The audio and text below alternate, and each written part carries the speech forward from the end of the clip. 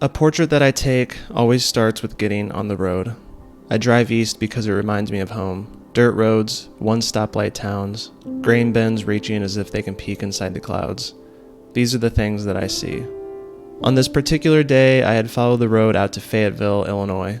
Population 293. This town has one four-way stop and a water tower out in the distance.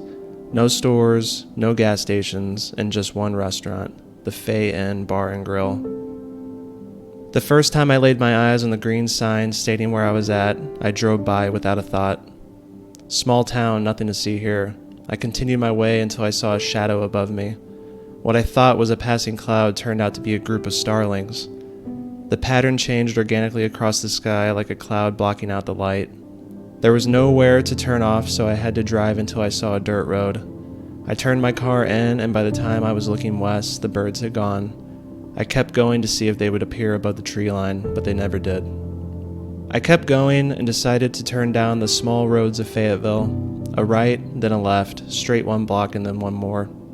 Turning my head, I was met with a glint of red that shone from the golden hour light. It was a 1947 Chrysler Windsor.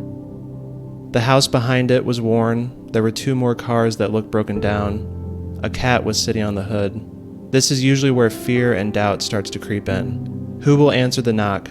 Are others watching me? Is this even worth it? Film is expensive, the light isn't good, the list goes on and on. This time, I decided that it wasn't worth it, and I would eventually come back. Before I even got on the main highway to drive back, I was already pissed at myself for not overcoming my anxieties. The 50-minute car ride was a longer one than usual. I sat in silence aside from the chat I gave myself. What I said I can't exactly remember, but it was at times uplifting and other times self-deprecating. Is this the best option? Probably not, but it's all that I know. I ended up stopping on a lonely road to get out and watch the sun dip below the horizon. I made an Instagram story proclaiming that I would be back tomorrow to knock on the door. The next day I did just that, 50 minutes back out, my third trip this way overall. I drove down the gravel road again and parked behind the rusted Windsor. I got out, closed my door, the same cat from yesterday scattered around the back of the house, and when I turned around, a young man was staring at me through the screen door. I gained a step. Is this your car here? No, it's my father's.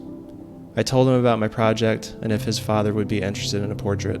I doubt it, but I'll ask. He's taking a nap right now. He closed the door and I waited patiently. I always imagine what the person will look like during this time. I waited for a brief moment more, and then a man walked out of the screen door. He was dressed in a mechanic's shirt that said Doug on the name tag, and he was smoking a cigarette. His arm extended, and we shook hands. I couldn't help but notice the strength that only a laboring job can manufacture. With the sun falling, I ended up making a couple of photographs. The first I didn't enjoy all that much. I was too far away. The second, however, turned out great. Doug with his arms folded, the sun fading in the back, the water tower on the horizon. His look, it all worked. The sun had set, blue hour was upon me. I didn't know if I had got the shot, but what I did know is that I got out of the fucking car, threw a bit of caution into the wind, and simply knocked. At the advice of another photographer, I went back a couple weeks later to give him a print and ask for another portrait. This time we talked at length. As I was close in for a tight portrait, setting up my camera, he said, "What you're doing is cool. You have a friendly face, so I don't doubt you'll succeed. I wish I could go back and document my dad. He passed away 5 years ago. I've thought about doing that a lot with my grandkids."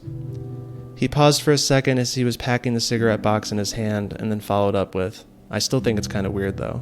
He smiled, lit the cigarette, and looked off into the distance.